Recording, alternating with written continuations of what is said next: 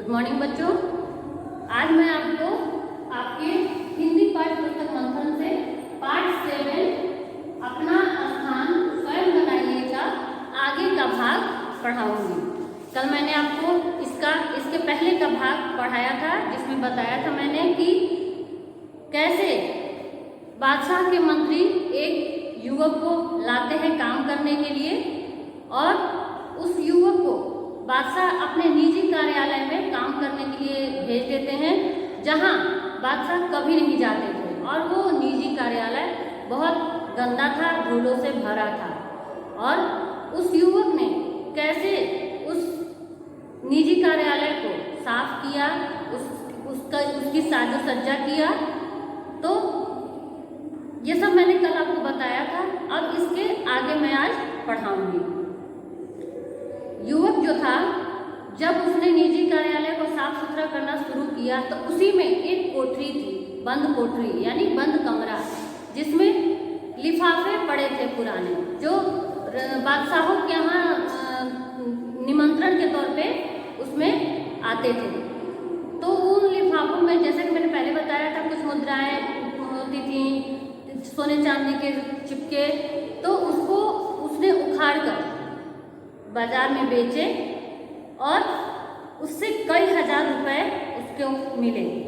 उनमें से कुछ रुपए तो उसने कार्यालय के साज सज्जा में लगाए और जो रुपए बचे वो उसने खजाने में, शाही खजाने में जमा करवा दिया। जो सामान बेचा उसका भी उसने रसीद लिया और जो सामान खरीदा उसका भी उसने रसीद लिया। और जब उसने खजाने में रुपए जमा किए तो खजाने वाले को भी पता था कि इसने रुपए जमा किए। जब दरबारी आए वहां देखने के लिए तो सब हैरान रह गए, दंग रह गए एकदम कि अरे इतना गंदा कमरा कैसे इतना अच्छा हो गया, इतना साफ हो गया। उन्हीं में से कुछ चुगलखोरों ने युवक की बादशाह से शिकायत कर दी कि उन लोगों ने ये शिकायत की कि वो जो नया आया है काम करने, वो खजाने का रुपए लुटा रहा है।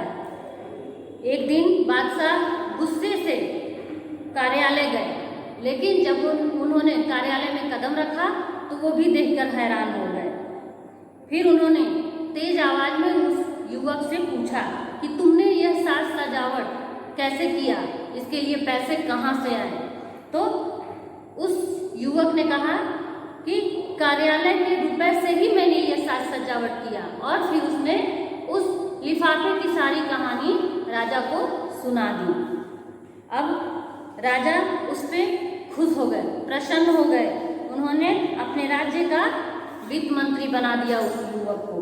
दूसरे मंत्री को उससे जलन होने लगी, क्योंकि वो युवक न तो खुद बेईमानी करता था और न ही किसी और को करने देता था।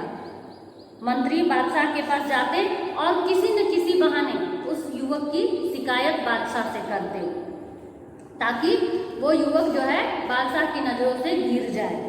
एक दिन रात के 2 बजे बादशाह ने सेनापति को बुलाकर कहा कि हमारे सब मंत्रियों को उनके घर से उठा लाया जाए, वो जिस हालत में है वैसे ही उनको लाया जाए। कहने का तात्पर्य था, बादशाह ने समझाया कि अगर मान लो कोई बेड पे लेटा हो तो उसको बेड के साथ उठा के लाओ, इस तरह से।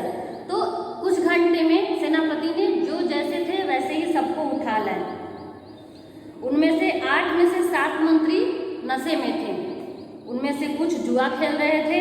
वित्त मंत्री एक चौकी पर बैठ दिए की रोशनी में कागज देख रहे थे। सब मंत्री बहुत लज्जित हुए ये देखकर। फिर बादशाह ने वित्त मंत्री से पूछा कि जनाब, रात के 2 बजे आप क्या कर रहे हैं दिए की लौ में, रोशनी में?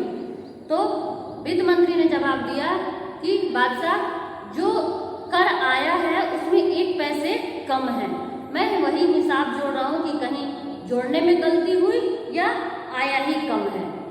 तो बादशाह ने 1 पैसे उस वित्त मंत्री को दिए और कहा कि लो, अब 1 पैसे तुम लो और अपना हिसाब बराबर करो। तो वित्त मंत्री ने कहा, नहीं जनाब, अगर पैसे इसमें रखने ही होते तो मैं भी अपने पास से रख सकता था, लेकिन इसमें यहाँ पे तो बात है कि काम की ढील में, या काम में ढील हुई या बेईमानी हुई इसकी बात है।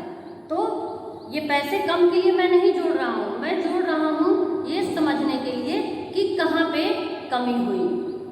बादशाह जो थे वित्त मंत्री की इस बात से बहुत प्रसन्न हुए। वे उस वित्त मंत्री को, जो कि वो युवक था, उसे उससे बहुत ज़्यादा खुश हुए और उस युवक को अपना प्रधानमंत्री बना लिया। बच्चों, इस कहानी का सारांश यही है कि लगन और ईमानदारी से काम करने में सफलता हासिल होती है और कोई भी काम छोटा और बड़ा नहीं होता है। ईमानदारी वो गुण है जिससे लोग समाज में मान सम्मान पाते हैं। तो अब इसको पढ़िएगा और समझिएगा। धन्यवाद।